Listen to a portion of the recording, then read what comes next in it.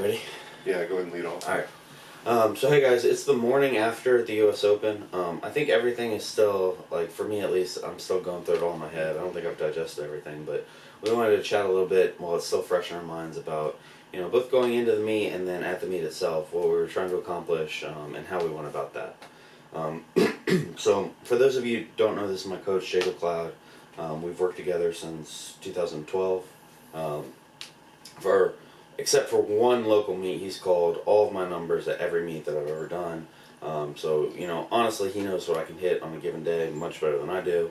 And so I thought it was important to have him here because, really, if you don't have a coach, you don't know the difference that it makes to be able to know that all you have to do is go on the platform and make lifts, and the call will be the right call, 100% of the time. You don't even have to think about it.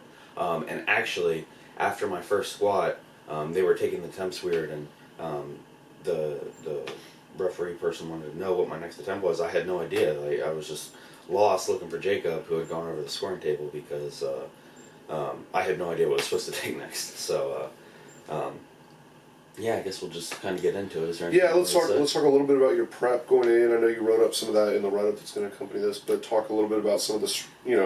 Everybody going into this meet pushed crazy hard, even coaches, and it was kind of just trying to survive that. And I know that you had some things come up that weren't really public, so why don't you mention that? So I definitely actually injured my pec. It wasn't terrible, but I had some bruising, definitely a minor, probably grade 1 tear.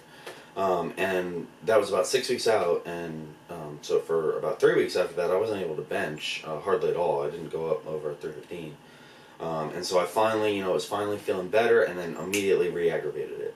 And so that was 2 weeks out, and I was like, well, shoot, we're just going to have to take whatever's there on the platform. So I really didn't train bench at all. Going into this meet, I had maybe 2 or 3 days that I was able to bench in the 80 to 90% range, and other than that, it was all super light stuff in the 225, 315. It's, maybe keeping the groove, but that was it. So for bench, we were just taking whatever's there. And, it was a shitty number. It was 396, which is not something I'm super proud of from a physical standpoint, but from a mental standpoint, to come back from that injury and be able to put up, really within some 5% of my best ever, I'm pretty proud of that. And then you had some knee stuff going on. Absolutely. A little glute action, so just kind of beat up in general going into this meet, which I think is fairly normal, and we expected that. I think the first thing we talked about really was goals for the whole meet. With this being a big money meet, obviously we wanted to be in the money. That being the primary goal means that everything else is kind of secondary to that. We didn't care so much about personal records. We knew that he wasn't 100% physically. We did have, there's some rumors about some cash rewards for world records, and Ben is the kind of lifter that only cares about all-time records, not necessarily federation records. So we had our eye on the powerlifting watch, squat, deadlift, and total records, and if they were there, by all means, we would try and take those. But we saw Saturday, and going in, we knew that this was going to be a tough meet. There's a lot of people that bombed or got injured and things like that, and so we regrouped. We were both kind of under the weather this week. I might sound a little funny, and I apologize for that. And we said, look, we need to stay within ourselves, adjust the plan as necessary, and just make lifts and really build a total and try and come out on the other side, right? So yeah. And I think that's exactly what we did. I mean, obviously my squat, Chris Duffin was generous enough to offer to wrap my knees, and that made a huge difference because I had been self-wrapping my entire meet prep. But I hadn't had as much practice in the wraps as I would have liked, and so we ended up going really conservative on squat, I think. Yeah, the plan on squat was I wanted to win the squat, if possible, and build a 5 or 10 kilo lead. We knew we were going to be, well, let's talk about, so in the 181s, that was a stacked division, but the 165s, 148s still had some guys that were, all-time world record holders, really, really good.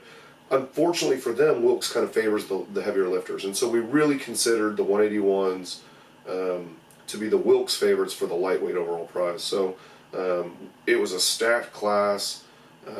There was really 4 guys in the 181s that could potentially win on any day, and so I knew that we were going to get outbenched by all those guys. It just wasn't even close. But I also knew that we could outpull them. And so I wanted to build a subtotal, and I had a certain number that I wanted to be within of those guys. I think we could outpull each one of these by this amount. based on research ahead of time and stuff like that. And so for squat particularly, we didn't really push Ben that hard. We opened a little lighter than expected based on the competition. They were extremely strict on judging. Everything was really legit, and we weren't going to risk missing an opener like we did at Boston Bosses last year, because it's just not the kind of stress you want to do in a big meet like that. So we opened pretty light, took a pretty modest jump. The second looked okay.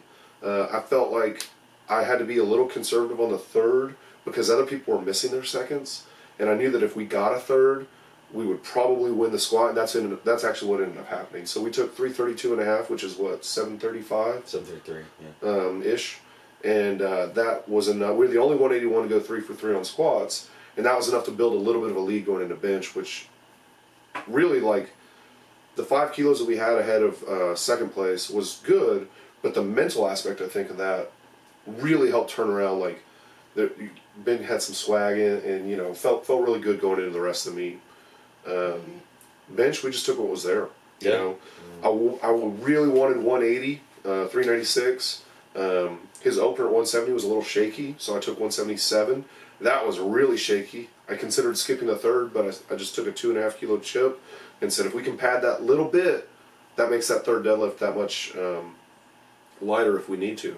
And I knew I could get that third. I mean, I was in my head because of the injury. Like, I didn't want to re-aggravate it and possibly jeopardize my chances of big pull, but it actually ended up being better than second. Yeah. So 180 was a solid lift. Going into deads, our strategy was really easy. We had the biggest pull, and the way things worked out is basically exactly that we had planned. John Hack, USA, had a 17.5 kilo lead going into deadlifts. So we had him on body weight by 0.1 kilos. So we opened with 17.5 kilos over him to tie his total and beat him on body weight, and therefore also Wilkes. If we didn't have him on body weight, we would have only needed to add half a kilo to that. Since all of Ben's deadlifts were IPL world records, we could chip those in half kilo increments. So there's a lot of confusion on the internet, like, oh, it only came down to 0.1 body weight. The reality is Ben had an extra pound on each of his lifts pretty easily. So give him some credit there. Yeah, and I mean, if I have one regret, is that I really thought in my deadlift training was on point this cycle. Yeah. I really thought I had the 800. All the way until my grip slipped at the very end, I thought I had that. But, you know, it's been a record for 30 plus years for a reason. And so that was a little bit disappointing, but still, I mean, it was a great overall experience, and all the competitors were incredible. John was a ton of fun. I hadn't had the chance to talk to him all that much previously, but you know, he's a super cool guy and a great competitor, and so was everybody else there. I got to talk to Anthony a little bit, and Joe Sullivan came back to help load and warm up after having competed the day before. And I can't move today, so I don't know how he did that, but yeah, it was a pretty great experience overall. Yeah, obviously happy with the results, and just a really good competition from our standpoint, but also just the level of competition was outstanding. It was really intense, and I wish I got to watch the women a little bit more. They were amazing, 4 over 600 Wilks, but just appreciative of the setting and everything. I mean, it was just a good day, and we'll be recovering all week. Yes, we will. It was worth it. Definitely. But yeah, thanks guys. I hope you enjoy the rest of the meet. Write up and let me know if there's anything else that you'd like to know from either of us. You can contact Jacob through his website, VintageStrong. Yeah, it's just Jacob at VintageStrong.com. So, Thanks.